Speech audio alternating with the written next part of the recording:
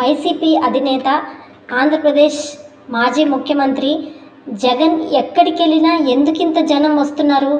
కూటమి ఈ విషయాన్ని సీరియస్గా తీసుకుందా లేదా లైట్గా చూస్తుందా? అసలు విషయంలోకి వెళ్తే వైసీపీ చరిత్రలోనే ఇంత అత్యంత దారుణమైన ఓటమి. వాస్తవానికి ఈ స్థాయిలో సీట్లు వస్తాయని ఎవ్వరూ ఊహించలేదు. శాసనసభ ఎన్నికల్లో దారుణమైన ఓటమి తర్వాత వైసీపీలో ఒకప్పుడు కీలక నాయకుడిగా పనిచేసిన వారు మొత్తం పార్టీని వదిలి వెళ్ళిపోయారు. ఈ సమయంలో జగన్ ఇబ్బంది పడతారని, పార్టీని నిర్వహించడంలో విఫలమవుతారని ప్రచారం జరిగింది. దానికి తోడు జగన్మోహన్ రెడ్డిని సొంత కుటుంబ సభ్యులు కూడా వదిలి వెళ్ళిపోయారు. ఆయన అధికారంలో ఉన్నప్పుడు పదవులు అనుభవించిన వారు కూడా మెల్లగా ఆయనకి దూరంగా జరిగారు. దీనికి తోడు జగన్ ప్రభుత్వంలో అధికారంలో ఉన్నప్పుడు జరిగిన వ్యవహారాలను కూటమి ప్రభుత్వం తవ్వడం మొదలుపెట్టింది. అందులో అరెస్టుల పరంపరము కొనసాగుతుంది. ఇప్పటికే చాలామంది నాయకులు, అధికారులు జైలుకు వెళ్ళారు. కొంతమంది నాయకులకు బెయిల్ మీద బయటకు వచ్చినప్పటికీ ఇబ్బంది పడుతూనే ఉన్నారు. ఇక నాడు అడ్డగోలుగా విమర్శలు చేసిన వారంతా జైలు పాలయ్యారు. ఇక మద్యం విధానాన్ని కూటమి ప్రభుత్వం లోతుగా దర్యాప్తు చేస్తుంది. ఈ వ్యవహారంలో జగన్ అరెస్ట్ అయ్యే అవకాశం కూడా ఉందని ప్రచారం జరుగుతుంది. అయితే ఈ స్థాయిలో ప్రతిబంధకాలు ఎదురవుతున్నప్పటికీ జగన్ ఏమాత్రం వెనకడుగు వేయడం లేదని తెలుస్తుంది. అంతేకాదు, కూటమి ప్రభుత్వం చేస్తున్న తప్పులను ఆయన ధైర్యంగా ప్రశ్నిస్తున్నారని వైసీపీ నేతలు అంటున్నారు. ఇక ఇటీవల ఉమ్మడి ప్రకాశం జిల్లాలోని పొదలిలో జగన్ పర్యటించారు. అక్కడ పొగాకు రైతులకు సమస్యలు తెలుసుకున్నారు. ఈ సందర్భంగా అక్కడ రైతులతో మాట్లాడారు. కూటమి ప్రభుత్వం అవలంబిస్తున్న రైతు వ్యతిరేక విధానాలను ఆయన ఎండగట్టారు.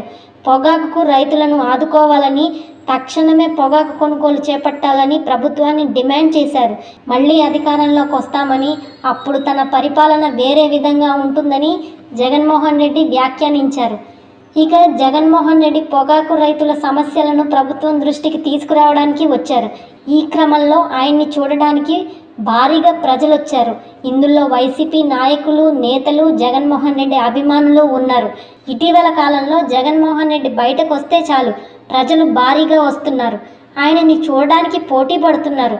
పొదలి పర్యటనలోనూ జగన్మోహన్ రెడ్డిని చూడడానికి భారీగా ప్రజలు రావడం విశేషం. జగన్మోహన్ రెడ్డి రాజకీయాల్లో ఒక ట్రెండ్ సెక్టార్. ఆయన ఎక్కడికి వెళ్ళినా ప్రజలు భారీగా వస్తారు. 2014లో జగన్మోహన్ రెడ్డి ఎన్నికల ప్రచారం నిర్వహించినప్పుడు తండోపతండాలుగా ప్రజలు వచ్చారు. కాకపోతే అప్పుడు ఆయన పార్టీ అధికారంలోకి రాలేకపోయింది. ఇక 2019లో జగన్మోహన్ రెడ్డి మాటలను ఆంధ్రప్రదేశ్ ప్రజలు నమ్మారు. ఆయనకి అధికారాన్ని కట్టబెట్టారు. వచ్చిన అధికారాన్ని జగన్మోహన్ రెడ్డి సద్వినియోగం చేసుకుని ప్రజలకు పథకాలు అందించారు.